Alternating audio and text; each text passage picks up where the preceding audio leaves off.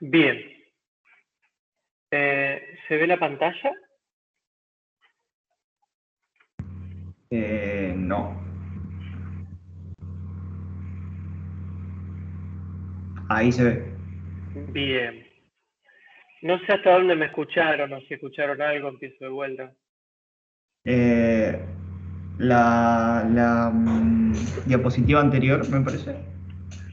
Ajá. Había llegado a reemplazo de funciones complejas. Y Ahí, digamos, había empezado a hablar ahí y se cortó. bien, o sea que los dos primeros se entendieron o se escucharon. Vamos con el Sí, tercero sí. entonces. La tercera de estas aplicaciones, como dice ahí, es el reemplazo de funciones de evaluación costosa. Se puede dar el caso que ustedes tengan modelos extremadamente complejos o funciones que tengan términos bastante costosos de evaluar. Entonces, una estrategia puede ser que en determinado rango de la función, ¿sí?, nosotros encontremos una función, ¿sí?, que puede reemplazar la evaluación de la función original. Insisto, en un determinado rango, ¿sí? Si esto fuera para todo el rango es porque las funciones son idénticas y la función original se puede simplificar. Pero en determinado rango, una función que es extremadamente compleja se puede reemplazar por una función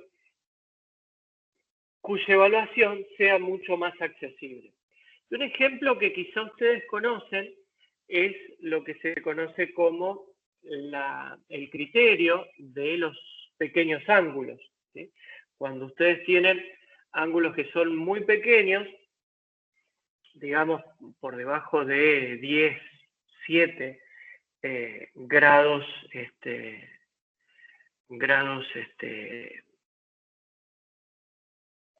de los comunes, me olvidé el nombre, no en radianes, sino en grados, ¿sí? 7, 10 grados. Ustedes pueden reemplazar funciones como el seno, ¿sí?, o la cuerda del círculo que describe ese ángulo por directamente el valor del ángulo, ¿sí? Y ustedes fíjense que acá tienen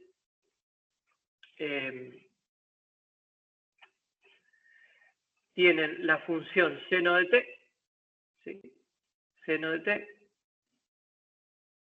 en azul y la función t, ¿sí?, en naranja. Acá está en radianes, ¿sí? En radianes este criterio de los pequeños ángulos funciona más o menos hasta 0,1, 0,12, 0,15, ¿sí? 0,15 ya se empieza a ver el error, ¿sí? Pero fíjense que en ese rango, supongamos de menos 0,1 a 0,1, t y seno de t son absolutamente equivalentes. Y la evaluación de t es trivial, o sea, directamente no es una evaluación, es una copia, ¿sí? Cuando la evaluación de un seno de t, si bien está muy optimizado, pero implica la resolución de varios términos de la serie de Taylor para tener un valor razonable. Incluso podemos graficar el error, ¿sí?, restando esas dos funciones, haciendo seno de t menos t, ¿sí? Y fíjense que en ese rango que hablábamos de menos 0,1, 0,12, ¿sí?, hasta 0,1, 0,12, el error está bien planchadito, es muy pequeño. Después, claramente, la recta se va alejando de la función seno y el error empieza a crecer en valor absoluto hacia los dos lados, ¿sí? Pero es un buen ejemplo de cómo en un intervalo, ¿sí?, siempre y cuando ese sea el intervalo de interés, ¿no?, para la aplicación. No voy a andar reemplazando algo que después nunca lo voy a necesitar porque nunca voy a llamar a evaluar esa función en ese rango, ¿sí? Pero si ese sería el rango que a mí me interesa, el rango de un ángulo pequeño, puedo reemplazar la función seno tranquilamente por la función lineal, ¿sí?, dependiente 1. Así también vamos a ver cuáles son las herramientas para hacer casos más complejos, ¿sí? Funciones más complejas en rangos arbitrarios, ¿sí?, se pueden reemplazar por funciones cuya evaluación podría ser equivalente, y mucho menos costoso, ¿sí? Entonces, en principio esas son las tres aplicaciones que se proponen, y a lo mejor en el transcurso de estas tres clases pueda ir surgiendo alguna otra aplicación o algo que es interesante de mencionar. Así que vamos a arrancar con la primera, ¿sí? En donde, como dice ahí, asumimos una tabla de datos, ¿sí? Asumimos una determinada cantidad de puntos, en este caso n más 1 puntos, donde cada punto tiene coordenadas x0, y0, ¿sí? Las x para el eje de las abscisas y la y para el de las ordenadas. Entonces, la idea es intentar encontrar una función, en este caso, para el primer tema que vamos a trabajar, un polinomio, ¿sí? Un polinomio que pase de manera exacta, ¿sí? Por todos los puntos, ¿sí? Es decir, si yo evalúo mi polinomio en todos esos puntos, x0, x1, x2, xn, me van a dar de manera exacta el valor de y0, y1, y2, yn, ¿sí? Entonces, ¿cuál sería la primer propuesta, lo más intuitivo que se nos ocurre? Y es escribir esas ecuaciones que representan esa condición. Es decir, si yo evalúo el polinomio en esos puntos, ¿sí? Me tiene que dar como resultado, en esos puntos de x, me tiene que dar como resultado y, el y correspondiente. Entonces, como tengo n más 1 puntos, ¿sí? Mi candidato es un polinomio de grado n. Entonces, voy a agarrar un polinomio genérico de grado n, ¿sí? Lo voy a evaluar en los n más 1 puntos, ¿sí? Un polinomio genérico de grado n tiene n más 1 coeficientes, ¿sí? Entonces, voy a generar n más 1 ecuaciones evaluando este polinomio en los n más 1 puntos, y a partir de resolver ese sistema, ¿sí? Voy a encontrar los coeficientes y voy a encontrar el polinomio que pasa de manera exacta por todos esos puntos.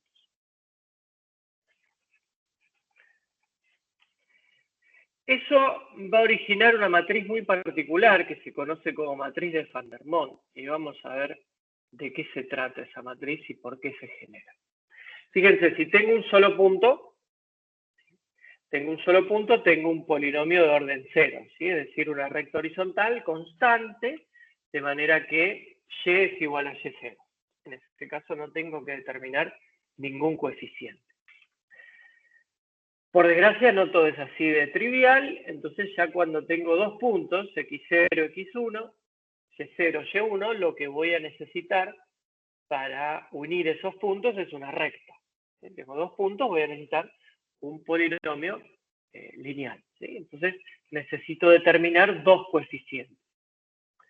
La fórmula genérica de esa recta va a ser a1 por x más a0 igual a y, donde lo que tenemos que determinar son los coeficientes a1 y a0.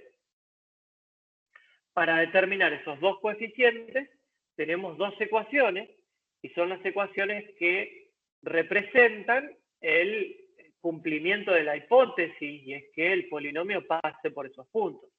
Es decir, que si evalúo el polinomio en x0, ¿sí? Si evalúo el polinomio en x0, voy a obtener como resultado y sub 0. Y si lo evalúo en x1, voy a obtener como resultado y1. ¿Sí? Entonces de acá necesito despejar dos coeficientes, a1 y a0, a partir de este sistema, ¿sí? Que es un sistema lineal. Y así, a medida que vayamos incorporando puntos, vamos a ir aumentando el grado del polinomio, ¿sí? Entonces, ya cuando tengamos 3 puntos, vamos a tener una parábola. Esa parábola necesita 3 coeficientes, y voy a generar 3 ecuaciones, ¿sí? Con las condiciones de que el polinomio pase por los puntos, ¿sí? Entonces, de nuevo ahí, genero un sistema donde mis incógnitas son A sub 2, A sub 1 y A sub 0, Y0, Y1 y Y2 es el término independiente, y la matriz de coeficientes viene dado por esto, ¿sí? Los monomios de X evaluados en cada uno de los valores X0, X1 y X2.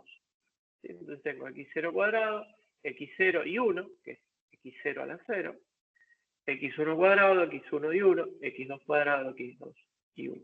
¿Sí? Y así, a medida que aumente la cantidad de puntos, voy a llegar a tener una matriz de este tipo, ¿sí? En donde en la primera columna voy a tener mis puntos X evaluados a la K potencia, ¿sí? Y en cada una de las columnas voy a ir achicando 1, ¿sí? En la segunda columna va a ser X0 a la K menos 1, X1 a la K menos 1, y así.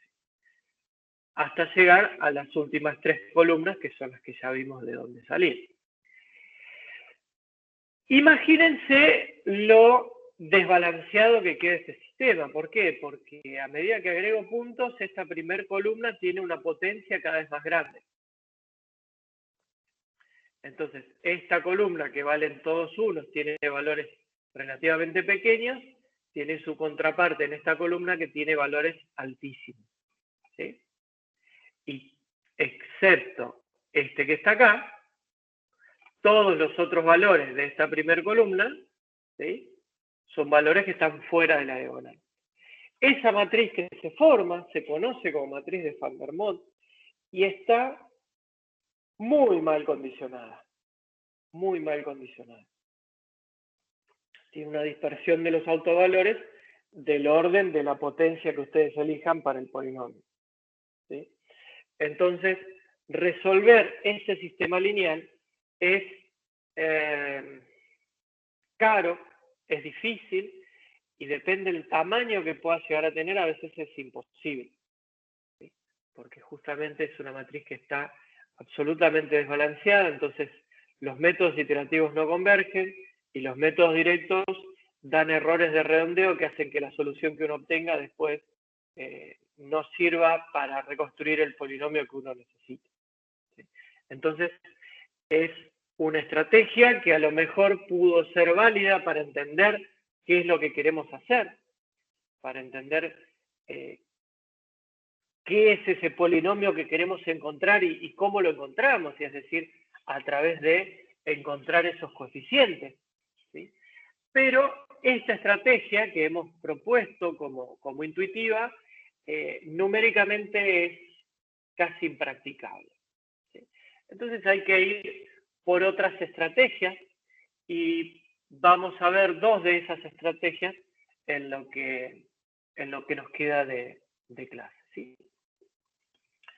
Entonces, estas 2 estrategias, ¿sí?, se conocen como polinomios de Lagrange y polinomios de Newton, como los nombres de los próceres les deben referir.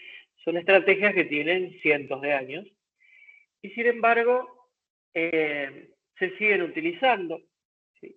Pero vamos a ser bastante cuidadosos y bastante taxativos respecto de en qué tipo de casos se siguen utilizando. En principio, los polinomios de Lagrange, que es lo que vamos a ver a continuación, sigue siendo por sobre todas las cosas un excelente punto de partida para comprender la mecánica de los métodos y para desarrollar nuevos métodos, ¿sí? Nos da herramientas muy potentes respecto de poder probar existencia y unicidad de muchas cosas mucho más contemporáneas. Entonces, le bajamos el pulgar ahí a la matriz de Van der Monde, a nuestra estrategia intuitiva, y vamos por algo superador. ¿Qué es eso superador? Bueno, la primera idea son los polinomios de Lagrange. Esos polinomios de Lagrange, llamados ahí L sub k, ¿sí?, van a ser n polinomios de grado n, ¿sí? N polinomios de grado n,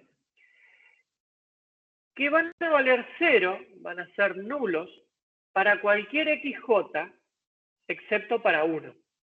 Entonces el polinomio de Lagrange L sub k es un polinomio de grado n que en xk vale 1 y en cualquier otro punto vale 0.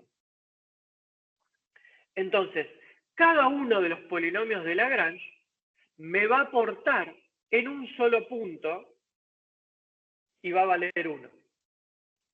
Entonces, si cada polinomio de Lagrange me aporta en un punto distinto y vale 1, a cada polinomio yo lo puedo multiplicar por el c sub k correspondiente, sumarlos, y me estoy asegurando de que esa combinación lineal de los polinomios de Lagrange va a cumplir de manera exacta con el requerimiento de pasar por todos los puntos. ¿Sí? ¿Por qué? Porque cuando yo lo evalúo en un punto, sé que el polinomio de Lagrange vale 1, lo multiplico por el c sub k correspondiente, entonces el polinomio de Lagrange vale lo que tiene que valer. Y los otros valen 0, entonces no aportan nada, y la evaluación del polinomio es exitosa. ¿Sí?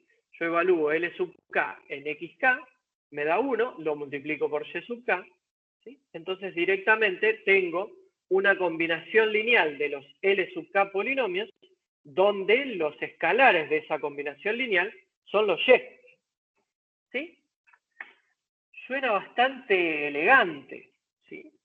Fíjense acá, por ejemplo, tenemos 5 polinomios de Lagrange, en donde L0 vale 1 en menos 1, ¿sí?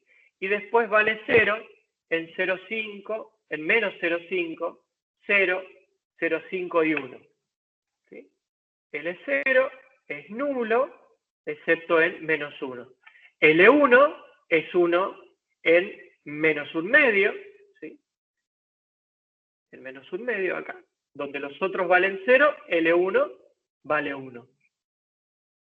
¿Sí? Y para todos los otros puntos, L1 vale 0, 0, 0 y 0.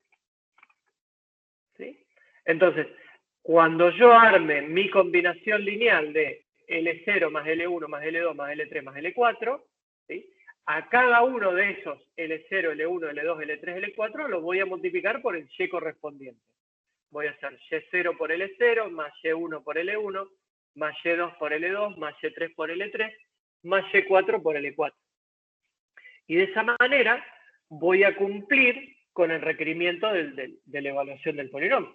Profe, una Sí. pregunta.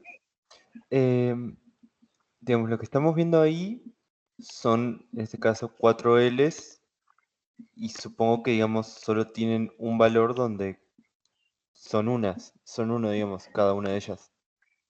O sea, para cualquiera de los errores. No necesariamente un valor único donde es 1. ¿Sí? El requisito es que en los puntos que no se corresponden, ¿sí? Este sería mi x0. A ver si arreglo el mouse como para escribir. El menos 1 sería el x0, ¿sí? El 1 medio es el x1, el 0 es el x2, el 1 medio es el x3 y el 1 es el x4. ¿Sí? Entonces, ¿el requerimiento cuál es? Que en el punto, por ejemplo, L1 en x1 vale 1. ¿Sí? Claro, y en el resto... Y en x0, en x0, x2, x3, x4 vale 0. Claro. Y en cualquier otro punto puede valer cualquier cosa. Ok, ¿Sí? sí. Porque el requerimiento es que se cumpla la evaluación en el punto x1. ¿Sí? Yo a L1 lo multiplico por Y1, entonces yo sé que si evalúo mi polinomio en X1, me da Y1. Porque los otros suman 0 y porque el L1 vale 1 y está multiplicado por Y1. ¿Sí? Sí, sí, perfecto. Bien. Entonces, de manera genérica, ¿sí? necesito obtener esos polinomios de Lagrange, ¿sí? Y otra estrategia elegante es pensarlo así. Si yo planteo que mi L0 es X menos todos los otros X, es decir, X menos X1, X menos X2, X menos X3, X menos XN, y los multiplico, mi L0, para cualquier punto que no sea X0, va a valer 0. Porque si yo lo evalúo en X1, este término se hace 0. Si lo evalúo en X2, este término se hace 0. ¿Sí? Si lo evalúo en X3, se hace 0 también. Y así para todos los puntos que no son X0. Entonces después necesito calcular cuánto es ese coeficiente para que evaluándolo en X0, justamente me dé 1. Entonces, ¿qué hago? Reemplazo L0 evaluado en X0, me va a quedar C por X menos X1, por X0 menos X1, por X0 menos X2, por X0 menos X3, y así, ¿sí? Me va a dar esto. Esta es la condición, ¿sí? Esto es L0 de...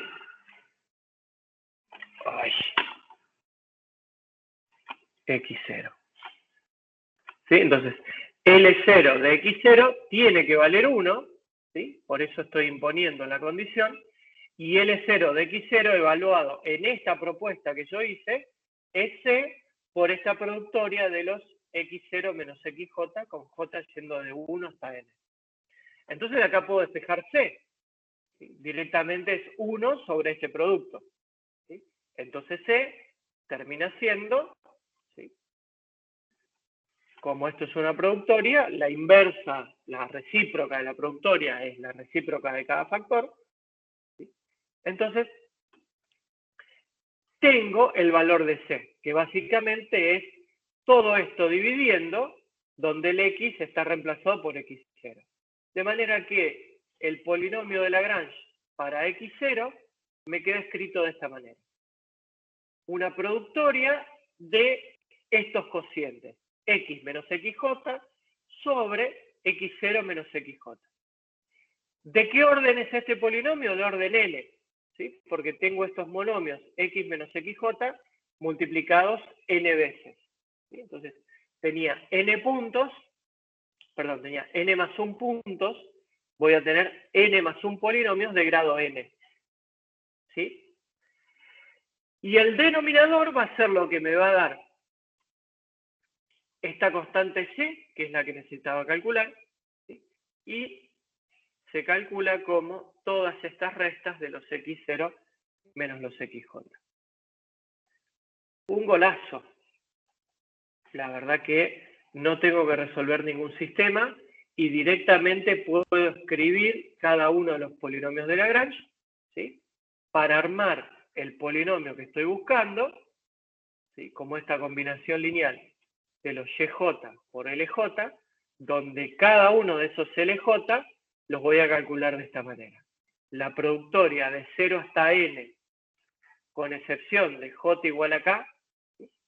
Porque si no, acá me quedaría XK menos XK, ¿sí? Entonces ese término es el que no va, de X menos XJ. ¿Sí? Entonces tengo una fórmula cerrada para calcular los polinomios de Lagrange, y otra fórmula que me permite armar esa combinación lineal, ¿sí? Que va a venir a calcular de manera directa el polinomio. De manera directa entre comillas. ¿Por qué entre comillas? Porque vamos a ver que esta forma de escribir los polinomios es absolutamente incómoda si uno lo que quiere es evaluar el polinomio, ¿sí? Es extremadamente ineficiente y es muy cara. ¿Sí? Es ineficiente por cómo están planteados todos estos productos, ¿sí? Pero además es cara porque hay que hacer tantas evaluaciones de polinomios como puntos tengo, ¿sí?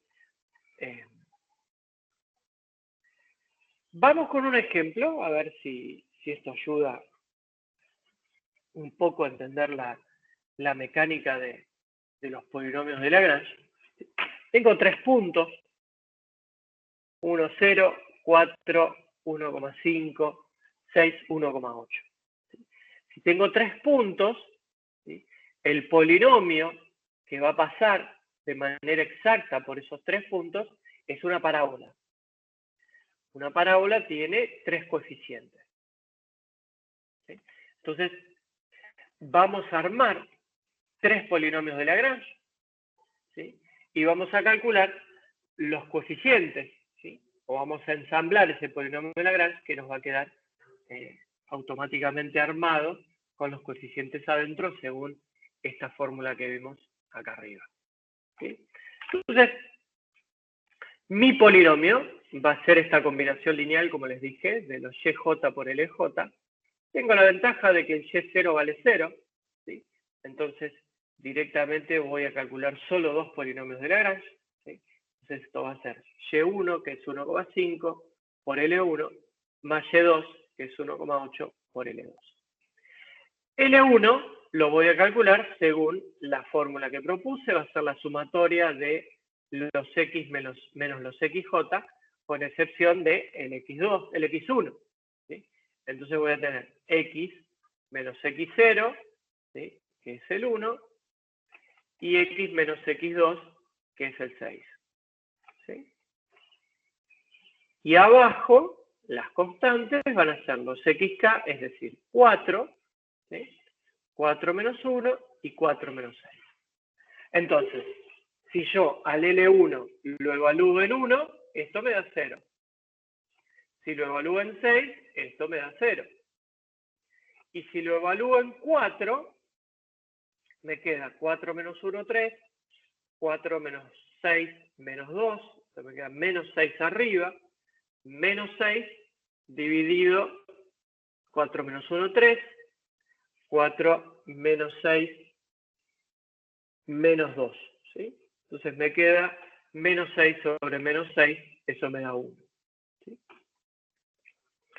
Puedo hacer las distributivas. ¿Sí? Puedo hacer las distributivas arriba. ¿Sí? Esto me va a quedar x cuadrado menos 7x más 6. ¿Sí? Y abajo me va a quedar 3 por 2, 6. ¿Sí? Me queda el signo menos 6. De nuevo, este polinomio que tengo acá, ¿sí? Si lo evalúo en 1 o en 6, ¿sí? Me va a dar 0. En 1 es fácil porque queda 1 menos 7 más 6, ¿sí? Pero también en 6 es relativamente fácil. Y lo mismo voy a hacer para el L2, ¿sí? Solamente que el L2 va a tener x menos x0 y x menos x1.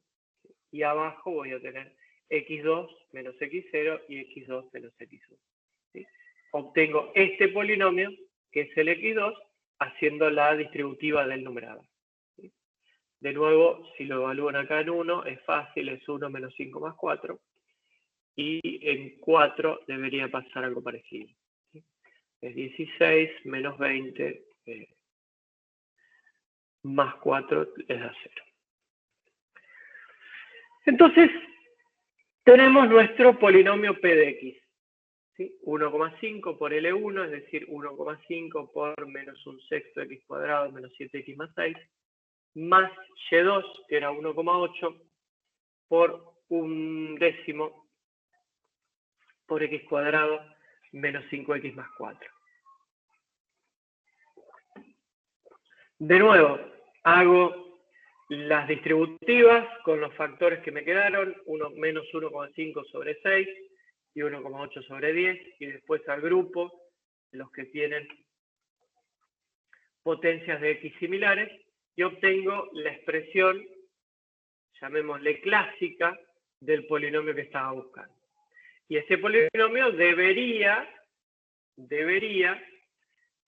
cumplir con las 3 condiciones que le puse. ¿Sí? Es decir, si lo evalúo en 0, si lo evalúo en 1, me va a dar 0. ¿Sí? Fíjense que acá tienen 0,78 más 0,07, le da 0,85.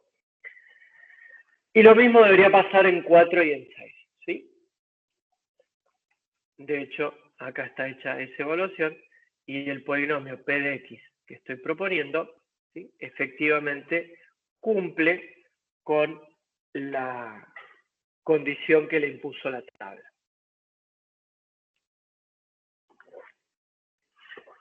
Entonces, tenemos una tabla de datos y tenemos una estrategia que fabrica un polinomio que cumple de manera exacta con los requerimientos de esa tabla. ¿Qué contra le ven a este método? ¿Cuáles son los posibles puntos flacos o cuáles son las posibles desventajas que ustedes pueden llegar a ver en este método de los polinomios de Lagrange? Que tengo que hacer n multiplicaciones, o sea, tengo que hacer n por n multiplicaciones, o sea, para cada uno, porque tengo que hacer n multiplicación, n menos 1 multiplicaciones por cada uno de los polinomios. Y yo tengo que sumar todos los polinomios. Perfecto, Juan. Sí. Esa es una de las ventajas principales. La cantidad de operaciones que me implica, ¿sí?, encontrar cada uno de los polinomios. Pero a su vez, una vez que encontré los polinomios, si yo me quiero quedar con una expresión sencilla para no tener que hacer n evaluaciones de polinomios de grado n, ¿sí?, necesito un trabajo algebraico también importante, ¿sí? Tengo que hacer todas las distributivas, las agrupaciones, y eso tiene un costo alto también, ¿sí? Alto porque si lo hacen a mano es una locura, y si lo hacen con algún código de cálculo simbólico, deberían ser bastante prolijos, ¿sí? Los códigos de cálculo simbólico han evolucionado muchísimo, eso hay que decirlo también. Muchas de las consideraciones que por ahí se hacen en los libros se basan en la inexistencia de software de cálculo simbólico o en la creencia de que esos cálculos son muy ineficientes, ¿sí? Como era matemática en sus comienzos, digamos, hacer operaciones de álgebra simbólica era muy caro, era muy complicado. Hoy por hoy hay muy buenos software que hacen manejos de muy alta performance, ¿sí? Sin ir más lejos, bueno, hemos visto algunas cosas de SIMPI acá en clases que podrían llegar a resolver esas cuestiones. Pero de todas maneras sigue siendo algo no menor, ¿no? Luego de hacer esas n multiplicaciones que decía Juan Ignacio, hay que hacer, si uno no quiere andar evaluando n polinomios de grado n, ¿sí?, tiene que hacer todas esas distributivas y esas asociaciones para obtener un único polinomio, ¿sí?, de grado n. El polinomio p de x siempre es el mismo. Una vez que ustedes encontraron los polinomios de Lagrange y armaron la combinación lineal, el polinomio es siempre el mismo y la evaluación les va a dar la misma.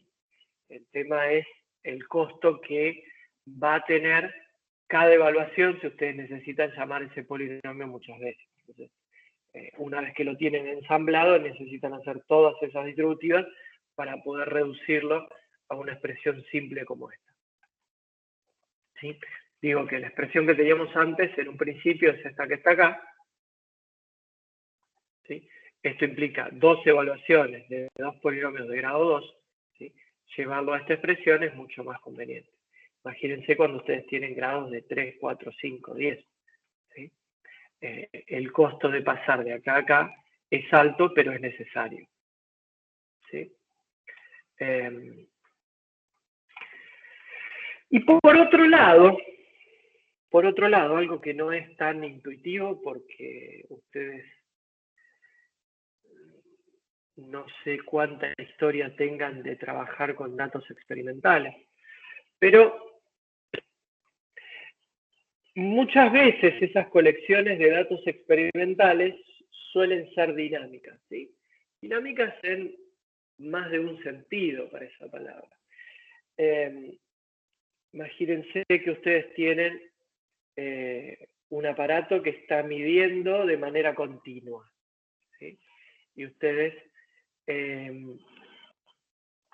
de alguna forma tienen un modelo, ¿sí?, que ajusta con n datos. Entonces, una vez que tienen un nuevo dato, descartan el más viejo, ¿sí? Porque quieren trabajar con una colección de tamaño finito.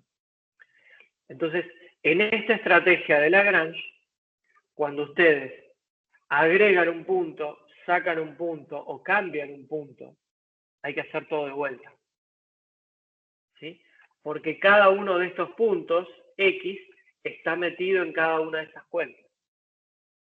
En cada una de estas cuentas, en todos los polinomios, tanto en el numerador como en el denominador, ¿sí? No está tan involucrado el Y de esos puntos, eso está solo en la combinación lineal. Pero de todas formas, ¿sí?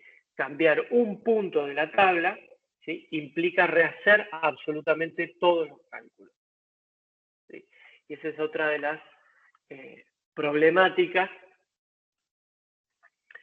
que uno encuentra a la hora de trabajar con estos polinomios de Lagrange, ¿sí? En principio serían esas dos desventajas, ¿sí? El gran trabajo algebraico que implica, ¿sí?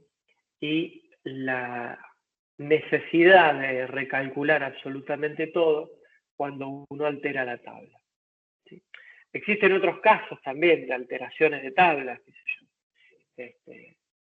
Ustedes están midiendo algo, la tabla llega de manera automática, pero resulta que al otro día se enteraron de que el aparato durante 20 minutos midió mal porque alguien se había tropezado y quedó el aparato desalineado, ¿sí? Entonces, esos 20 minutos hasta que volvieron a acomodarlo, los puntos no sirven.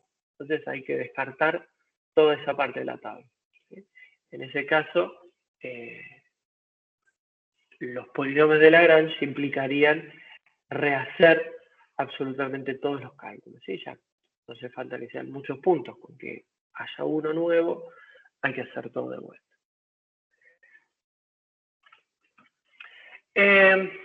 Bueno, esos algunos comentarios los acabo de hacer.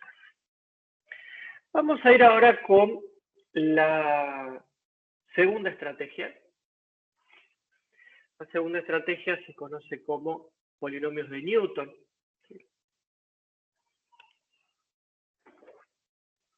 Y vamos a diferenciar ambas estrategias. Fíjense que acá voy a ir construyendo el polinomio a partir de ir incorporando puntos de la tabla, ¿sí? A diferencia de Lagrange, que uno agarraba toda la tabla y se ponía a sacar las cuentas, ¿sí?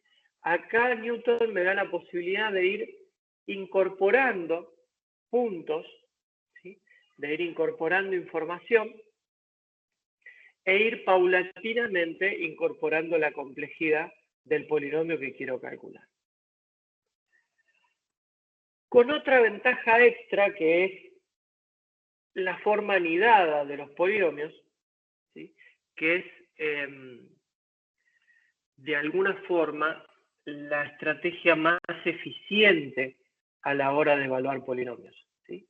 Tener polinomios anidados implica que después vamos a ver a qué me refiero con esa forma anidada, pero implica que uno se podría arreglar para evaluar un polinomio solamente con sumas y multiplicaciones, ¿sí? Sumas, restas y multiplicaciones. No haría falta efectuar ninguna operación de potencia, ¿sí? Entonces, antes de que siga desvariando, vamos a ver esta estrategia de los polinomios de Newton. Si yo me quedo con el primer punto de mi lista, ¿sí? Recorto la lista por acá, voy a tener de nuevo un polinomio Q0, ¿sí? Que es una constante. Y0 igual a C0 es el polinomio que satisface esta tabla que tiene un solo punto, ¿sí? Si tengo dos puntos, si agrego un punto más, ¿sí? Me vengo hasta acá, voy a necesitar una recta. Esa recta, ¿sí? Requiere de nuevo dos coeficientes, ¿sí? Entonces, voy a mantener mi Q0. Voy a decir que Q1, ¿sí? Q1 es de alguna manera Q0 más alguna otra cosa.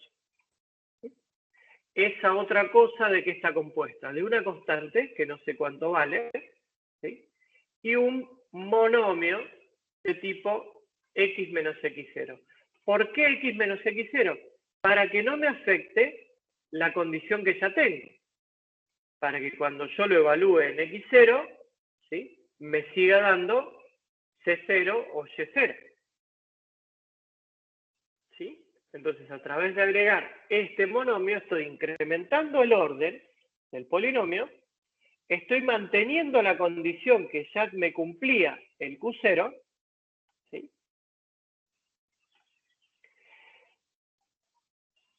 Entonces, esto que acá puse como un círculo es lo que tiene que tender a 0, ¿sí? Cuando x vale x0. ¿Sí? Entonces, ese C1, esa constante que necesito calcular, es la que me va a permitir cumplir la segunda condición.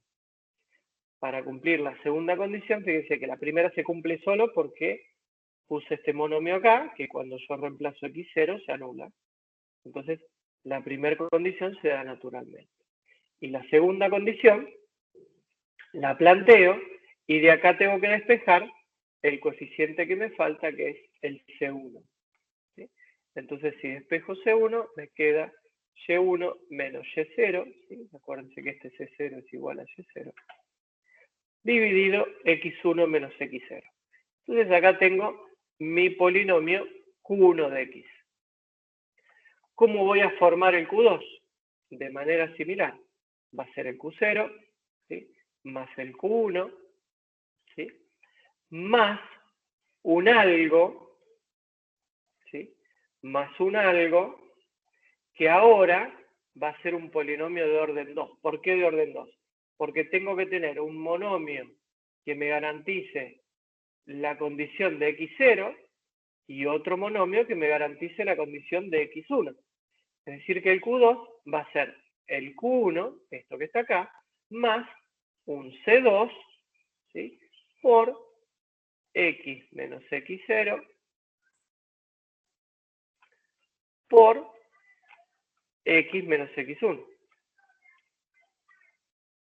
Qué mal que escribimos. Pero eso va a estar escrito acá, efectivamente. El Q2 va a ser Q1 más C2 por x0 menos x menos x0 por x menos x1. Entonces, automáticamente se va a cumplir la condición de Q2 cuando evalúe la x en x0 y en x1, ¿sí? Y va a seguir pasando esto. Algo que no está escrito acá es que... ¿Por qué no estará escrito? Bueno, lo voy a agregar para la clase que voy a subir. Es que este Q2, ¿sí? Si ustedes recuerdan acá, tiene el x menos x0 multiplicando acá, al igual que lo tiene el x menos x1. Entonces yo puedo ir sacando estos factores comunes. Yo puedo ir sacando estos factores comunes, ¿sí? De manera de ahorrarme estos productos. ¿Sí? ¿Dónde está eso? No está escrito de manera genérica, acá. Fíjense, yo voy sacando como factor común esos monomios que implican a los primeros puntos, ¿sí? Entonces, siempre voy a tener una suma, ¿sí? Una suma, con multiplicaciones acá de orden 1. Entonces yo arranco por acá, ¿sí? Evalúo x, le sumo una constante, lo multiplico por esto, le sumo una constante, lo multiplico por esto, le sumo una constante, lo multiplico por esto. Entonces es por más. Eso es muchísimo más barato que andar haciendo x al cuadrado, x al cubo, x a la cuarta, ¿sí? Esas cosas que veíamos que eran típicas de la matriz de Van der Monde. ¿Sí? Si ustedes dejan escrito el polinomio así, van a tener ese problema, porque esto que está acá, ¿sí? les va a dar de orden x cubo. ¿Sí? Cuando hagan la distributiva, esto va a terminar dando orden x cubo. Entonces, lo pueden escribir de manera anidada, ¿sí? Y eso disminuye muchísimo el costo de evaluación del polinomio. ¿Sí? Y esa es una gran ventaja que tienen los polinomios de Newton. Vamos con el ejemplo. Acá, ¿sí? Fíjense, tengo 5 puntos. 0, menos 1, 1, menos 2, 2. ¿Sí? Tengo 5 puntos equiespaciados, ¿sí? Centrados en el 0. ¿Sí? Tengo el 0, menos 1, menos 2 a la izquierda, 1 y 2 a la derecha. Sí. Buena pregunta. ¿No tendría que ser la fórmula del polinomio en la página anterior? Ah, sí, la anterior. La del PX. ¿No tendría que ser no sé cómo decirlo, no es sumatoria, es multiplicación de i igual 0 a j menos 1?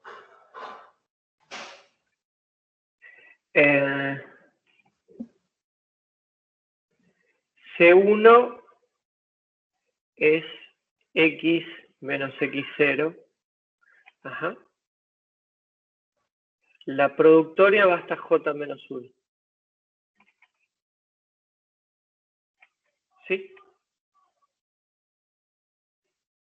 Sí, está perfecta la acotación. A esto te referís, esto que escribí acá en rojo. Acá en vez de j es j menos 1. Sí, Perfecto. Sí, tenés razón. Lo voy a corregir también. Bien. Entonces, les decía, el ejemplo son 5 puntos, por lo tanto vamos a tener un polinomio de orden 4, ¿sí? Y necesitamos de alguna forma calcular 5 constantes. ¿Sí?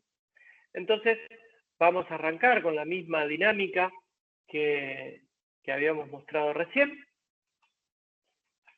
El Q0, voy a tomar el primer punto, entonces mi coeficiente C0 directamente es menos 5, ¿sí? Que es el Y0.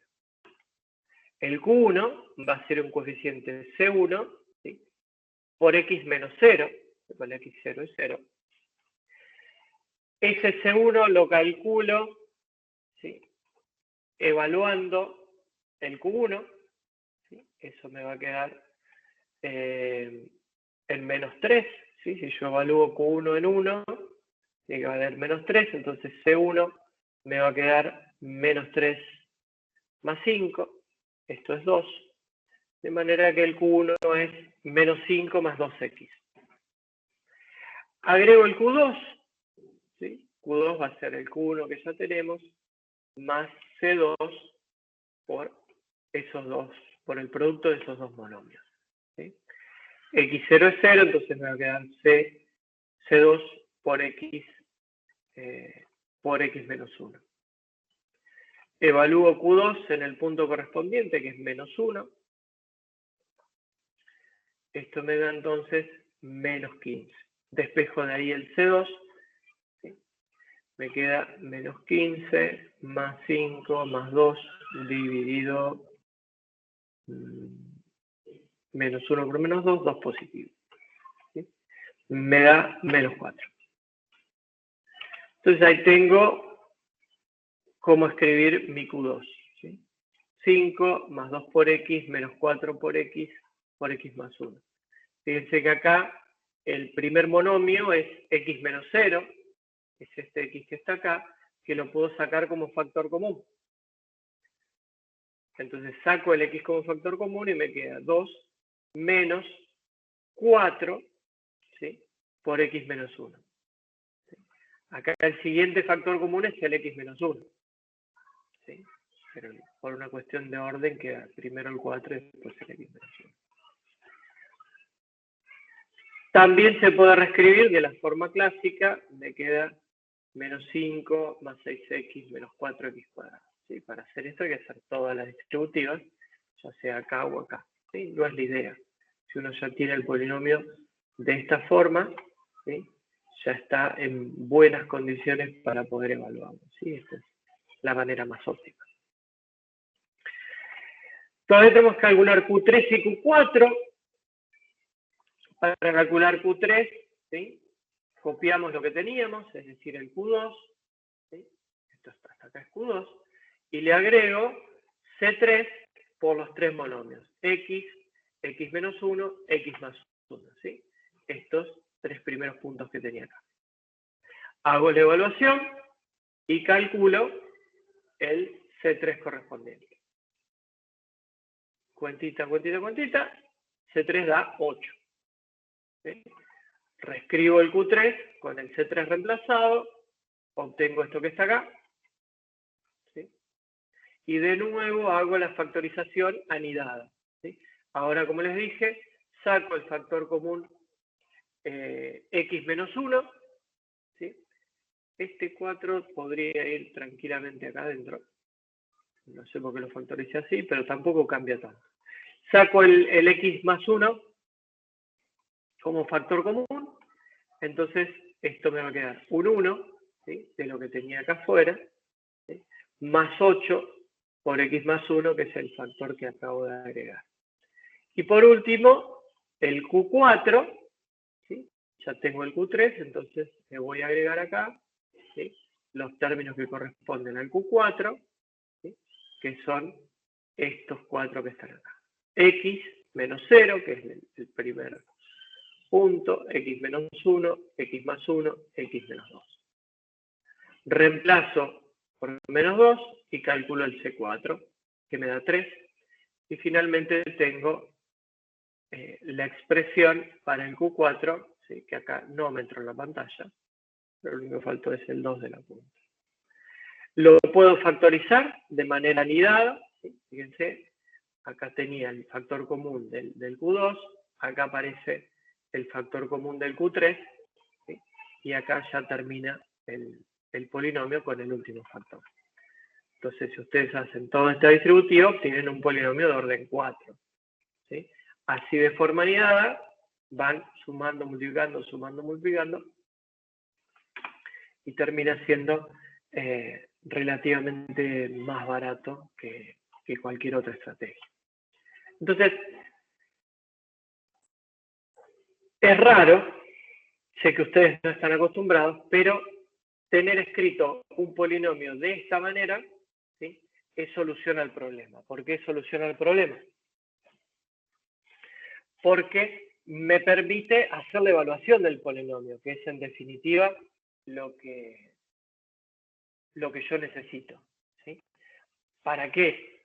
Y porque probablemente a mí me interese tener una función analítica que sea exacta para estos puntos, pero que además yo le pueda sacar información acerca de lo que va a pasar para otros puntos, ¿sí? Para otros valores de X, que bien podrían ser intermedios, ¿sí? Bien podrían ser intermedios, o bien podrían ser anteriores o posteriores a la tabla. ¿Sí? Yo tengo de alguna forma un modelo que ajusta de manera exacta a la información que tengo en forma de tabla, entonces puedo hacer algún tipo de especulación, ¿sí? Acerca de cuánto va a valer la medición, cuánto va a ser la salida del sistema que estoy estudiando para otros valores de X. ¿Sí? Y esa evaluación de la función tiene un costo mínimo, ¿sí? Cuando esa función, cuando ese polinomio está escrito de esta manera. ¿Sí?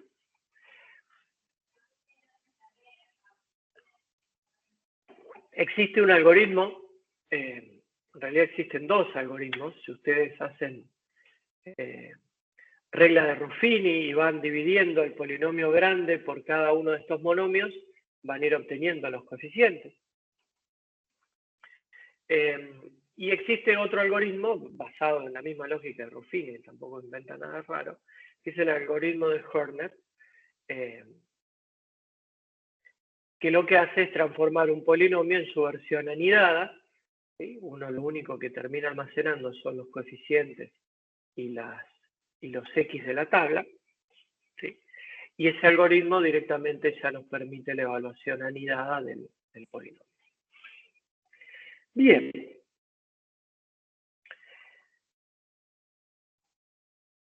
¿Qué ganamos acá haciendo estos polinomios de Newton? En principio, algo que ya dije un montón de veces, y es que podemos escribir los polinomios de manera anidada, y eso es la forma más óptima que hay de evaluarlos.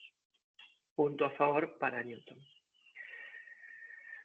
Otra cosa que vimos mientras íbamos construyendo esos polinomios Q es que uno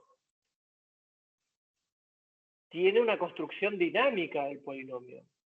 Es decir, tiene una cantidad chiquita de información y en función de eso construye un polinomio y a medida que va apareciendo más información, la va incorporando. ¿Sí? Es decir, que Newton se banca tablas dinámicas. ¿Sí? Newton no explota cuando uno agrega un punto. Cuando reemplaza un punto por otro, puede llegar a explotar algo, pero no es tan así. ¿Por qué? Porque directamente los X se reemplazan acá. ¿Sí? Fíjense que uno los encuentra facilísimo los X. ¿Sí? Acá está el 0, acá está el 1, acá está el -1, ¿sí? Acá está el 2. ¿Sí? Los X están todos ahí, se encuentran fácil. Los Y están metidos adentro de los coeficientes. ¿Sí? Los Y están metidos adentro de los coeficientes. Y hay formas más fáciles de calcularlos, ¿sí? Que todo esto que vimos acá, que es la evaluación de las Q y la resolución de estas ecuaciones algebraicas que quedan acá. Que es más fácil, algo que sea mucho más automatizable, ¿no? Y que no implique la evaluación de un polinomio, porque en definitiva también en el cálculo de todas estas Q, me estoy morfando un montón de evaluaciones de polinomios. Eso tampoco es trivial. Entonces debería haber alguna forma más eficiente de calcular esos coeficientes C. ¿Sí? Profe, Y de hecho lo hay. Sí. puede ser que además, por ejemplo, cuando tenemos que calcular Q4, no es necesario ni siquiera reemplazar en Q3 -2 porque ya es un dato de la tabla. Es I3. O no, capaz estoy errado. No. Q3 en 2 Ah, perdón, el 2. es I3. Q3 en Claro. -2 no sabemos cuánto vale. No, por eso. Ah, claro, es en -2. En Pensé -2 que era es el el último anterior. punto. Sí. Claro. Ujú. Por eso esta estrategia para calcular los coeficientes es también cara, digamos. No es muy consecuente con lo que venimos diciendo. Porque para calcular cada coeficiente estoy evaluando un polinomio. Está bien, son polinomios en grado creciente. No es lo mismo que en Lagrange, donde todos los polinomios eran de grado n. ¿Sí? Acá, si quieren, el costo baja geométricamente. ¿Sí? Pues en vez de tener un cuadrado de evaluaciones, tengo un triángulo que va creciendo.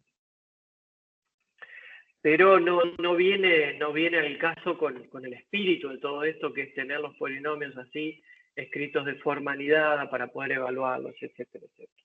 Ese cálculo de coeficientes que hicimos es caro, pero es mejorable, lo vamos a ver enseguida. Pero en definitiva, como contra, los polinomios de Newton tienen una determinada cuentita para sacar los coeficientes, ¿sí? Y como ventaja extrema de los polinomios de Newton es que admiten tablas dinámicas, ¿sí? Yo puedo ir actualizando mis polinomios, ¿sí? A medida que cambio la tabla sin necesidad de recalcular absolutamente todo, ¿sí? Si yo agrego un punto, directamente agrego un término al polinomio y no me preocupo más. Y si lo cambio, tengo que cambiar algunos numeritos y recalcular el coeficiente que corresponde a ese número, pero no mucho más, ¿sí? Entonces es mucho más robusto en ese sentido. Entonces, lo que nos queda como punto débil de Newton es el cálculo de coeficientes. Y para ello vamos a hacer algunas elucubraciones más acerca de cómo se podrían calcular esos coeficientes de manera un poco más inteligente. Entonces, dijimos que el polinomio de Newton es una combinación lineal de estos escalares G sub j que hay que calcular, ¿sí? Donde cada uno de los términos es una productoria de orden creciente, ¿sí? De los monomios formados por x menos el x de la tabla correspondiente, ¿sí? Entonces, para el primero tiene un solo término, para el segundo tiene dos, para el tercero tiene tres, y así.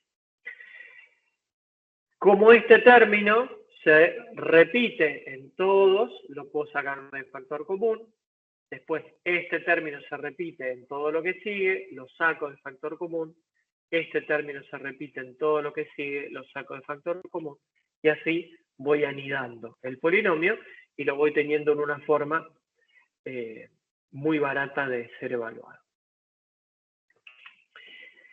Volvamos a nuestra forma, ¿no? CJ por estos QJ, ¿sí? Vaya a saber acá porque le puse una estrellita. Estos son los QJ que veníamos viendo. Y se tiene que cumplir esto, ¿no? Que el P de X evaluado en cada uno de los XY me dé como resultado el Y, ¿sí? Esto es P, ¿sí? De XY.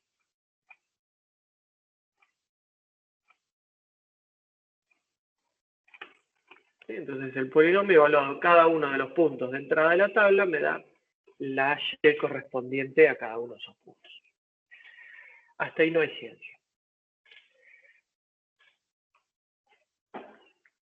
Perdón.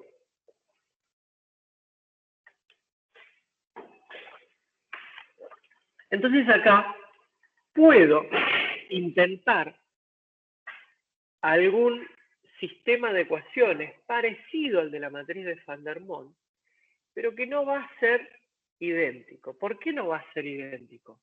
Porque esos Q, ¿sí? Esos Q no forman una matriz llena. Esos Q van creciendo en complejidad, ¿sí? Van creciendo en complejidad, de manera que se van agregando términos a la matriz, ¿sí? Entonces, para el C0, por ejemplo, ¿sí? Para el C0 yo siempre voy a tener que mi Q0 evaluado en C0 me da C0, ¿sí?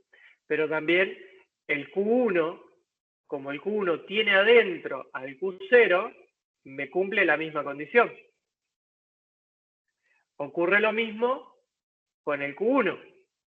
El Q1 satisface, ¿sí? La condición de que me da Y0 y Y1. Pero los otros no me importan, porque no están. Entonces, todo este lado de la matriz, toda la parte triangular superior de la matriz, ¿sí? En realidad la diagonal está, lo que no está es todo lo que está a la derecha y arriba de la diagonal, es nulo. ¿Por qué? Por esta cuestión de que yo voy cumpliendo parcialmente los requerimientos de la tabla. ¿Sí? Si se acuerdan, el Q0 cumplía solo con la condición de que X0 es Y0. El Q1 cumplía con dos condiciones, la de X0 y la de X1. El Q2 con tres condiciones, X0, X1, X2. Entonces, esas condiciones que van en cantidad creciente, ¿sí? Hacen que se forme este sistema triangular. Porque el Q0 solamente cumple con la primera restricción. El Q1 cumple con dos restricciones, el Q2 con tres, y así. Entonces, todo este lado de la matriz es un 0 grandote, ¿sí? Y este sistema, que es triangular inferior, ¿sí? Por más que la matriz esté bastante mal condicionada, fíjense que tiene una estructura parecida a la de Van der Monde. Yo tengo los unos en esta columna, términos de orden 1 acá, términos de orden 2 acá, y así el orden se va incrementando. Pero tengo la ventaja de que ya es triangular superior, ya está resuelta. Entonces, un algoritmo de sustitución hacia adelante, ¿sí? tiene un costo muy bajo. Hay que tener cuidado con los errores de redondeo, ¿sí? Hay que tener cuidado con los errores de redondeo, eso no es soslayable, pero resolver este sistema es barato. Y la resolución de ese sistema se transformó en receta, se transformó en algoritmo, ¿sí? Bajo el nombre de diferencias divididas, ¿sí? Entonces con Luis, o en el libro si quieren, o en internet, o donde ustedes quieran, pueden buscar el algoritmo de diferencias divididas, ¿sí? Y fijarse cómo funciona y que en definitiva, ¿sí? No es otra cosa que el algoritmo de sustitución hacia adelante para resolver este sistema lineal, ¿sí?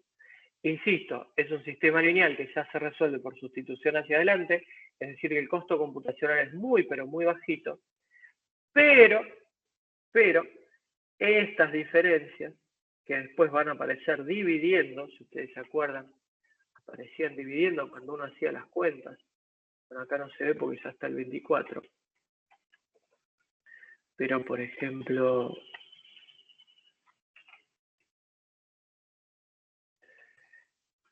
acá, ¿sí? Ven que el C1 aparece, ¿sí? Como esta división de dos restas, ¿sí? Ojo al piojo, ¿sí? Atención ahí con los errores de redondeo, ¿sí? Cuando los Y de la tabla son muy parecidos, cuando los X de la tabla son muy parecidos, ¿sí? Si tienen dos X que son iguales, eso no es una función, ¿sí? Porque si tienen dos X iguales que les da un mismo Y, eso no ajusta a la definición de función, por lo tanto esa tabla no es válida, ¿sí? Y si tienen dos X distintos que les da el mismo Y, el coeficiente para esa resta particular les va a dar 0 y no va a haber tanto problema, ¿sí? Entonces, más que nada hay que tener cuidado con las diferencias entre los X, ¿sí? También, si tienen dos puntos cercanos, probablemente los Y también estén muy cercanos. Entonces ese coeficiente va a ser muy pequeño y ahí sí puede haber errores de redondeo también. Pero bueno, lo van a aprender como algoritmo de diferencias divididas y es la forma más elegante y eficiente de calcular los coeficientes para el polinomio de Newton en una tabla de datos dada como la que tienen ahí. Creo que de Newton no me queda decir mucho más. Ya dijimos las ventajas que tiene. El problemita que tiene, que es que requiere resolver ese sistema triangular, ¿sí?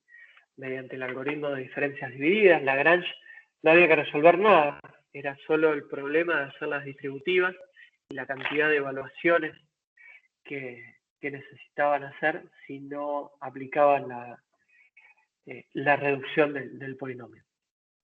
Newton además permite de manera directa escribir el polinomio de manera anidada y eso facilita mucho, disminuye mucho el costo de evaluación. Vamos a hacer unas consideraciones breves, ¿sí? Que nos van a servir de introducción a la clase que viene. ¿Sí? Bueno, esto lo estuvimos discutiendo hasta recién. Permítanme un segundo.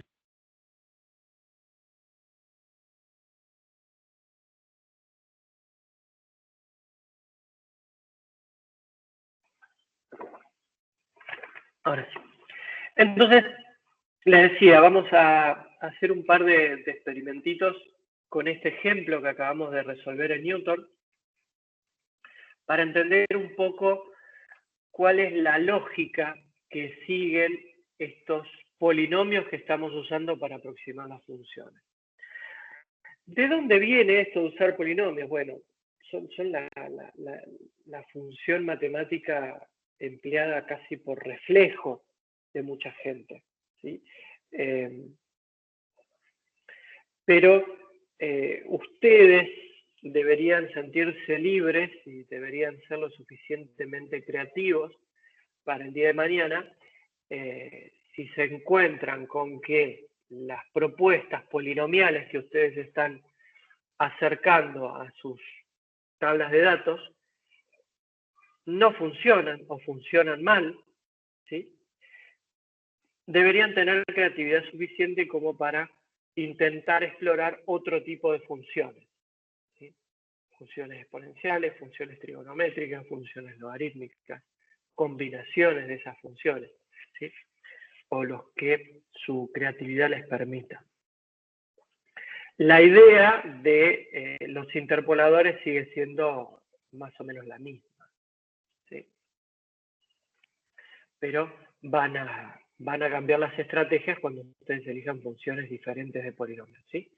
Las estrategias algebraicas, la estrategia de fondo sigue intacta. Si ustedes proponen una función exponencial, pueden seguir una estrategia de Lagrange, proponiendo una colección de funciones exponenciales, ¿sí? Que valgan 1 en un determinado punto y que valgan 0 en el resto, ¿sí?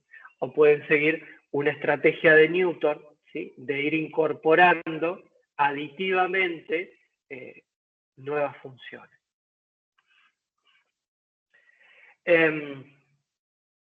Tienen que tener en cuenta, sí, que toda la estructura, ¿sí? Sea consistente, es decir, que la cantidad de puntos que tienen como información sea consecuente con la cantidad de constantes que necesitan determinar y con la cantidad de raíces que tienen las funciones que ustedes están proponiendo. Entonces, como les decía, vamos a hacer un par de experimentos, ¿sí? Que van a intentar ilustrarnos un poco acerca de las desventajas de las aproximaciones polinomiales globales. Fíjense que acá tengo los puntos del ejemplo, -2, -1, 0, 1 y 2, ¿sí? Y los valores que tenía de tabla, ¿sí? Y lo que voy a ir haciendo según este experimento es ir incorporando puntos sucesivamente, ¿sí?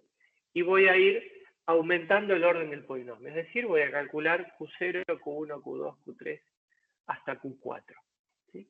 Y vamos a ver qué comportamiento tienen esos Q. A ver si esto funciona.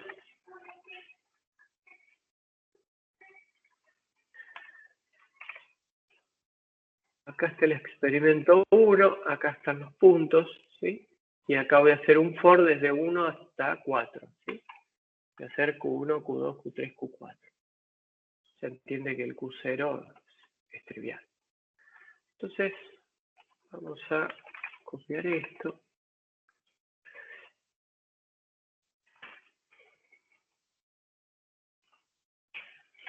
Fíjense que cuando tomo los primeros dos puntos, ¿sí? Tengo esta recta que va para allá y no tiene nada que ver con estos puntos que están acá. Y a medida que voy agregando los puntos, las funciones van pasando por esos puntos, ¿sí? El Q2 es esta parábola verde que ven acá, que pasa por estos tres puntos. A diferencia de la recta, a estos dos puntos ya los pasa por arriba, ¿sí? Y ya cuando agrego el cuarto punto empiezo a ver el efecto que les quería mostrar. Es el efecto de oscilación de los polinomios, ¿sí? Fíjense que esta cúbica, ¿sí? Esta cúbica que es la curva roja, ¿sí? Pasa por los primeros 4 puntos, ¿sí? Y ya entre los puntos empieza a tener oscilaciones que podrían ser bastante antinaturales para lo que uno espera, ¿sí? Uno esperaría una determinada franja de probabilidad que siga más o menos la posición de los puntos, más o menos una determinada tolerancia, ¿sí? Pero cuando estos polinomios empiezan a oscilar, empiezan a aparecer puntos, ¿sí? Por arriba de lo que uno esperaría, ¿sí? Como es el caso de esta oscilación, que quizá acá todavía es pequeña, ¿sí? Pero que ya para el caso del Q4, por ejemplo acá, se ve con claridad, ¿sí? para poder juntar los 5 puntos yo necesito un polinomio de orden 4, ¿sí? Y acá necesito oscilar bastante por debajo, ¿sí?, de la presencia del punto, ¿sí? Siendo que uno tendería a pensar de que la función no debería irse tan por debajo del punto. Sin embargo, como tengo un polinomio, ese polinomio oscila, ¿sí?, y me da como resultado este punto de inflexión acá bastante por debajo del punto que tengo en -1. El experimento que sigue muestra que esa oscilación no depende del orden, ¿sí? Si yo cambio el orden de los puntos, voy interpolando, supónganse, de afuera hacia adentro. Tomo los extremos, después agrego el punto medio, después agrego los 2 puntos intermedios que me faltan. Este es el experimento 2, ¿sí? Ven, acá está el orden, 0, 4, 2, 1, 3. Entonces, si hago ese segundo experimento, vamos a ver que las oscilaciones también aparecen.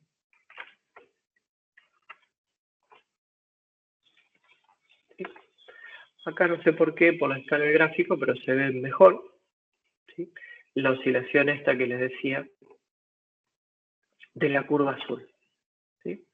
Acá claramente mejora para el caso de las curvas roja y verde, ¿sí?, porque estoy manteniendo los puntos extremos. Entonces la tendencia general de la información se conserva porque uno conserva los extremos, ¿sí?, pero ya cuando agrega la totalidad de los puntos, ¿sí?, cuando termino de agregar, no sé qué punto tiene la roja que no tiene la verde.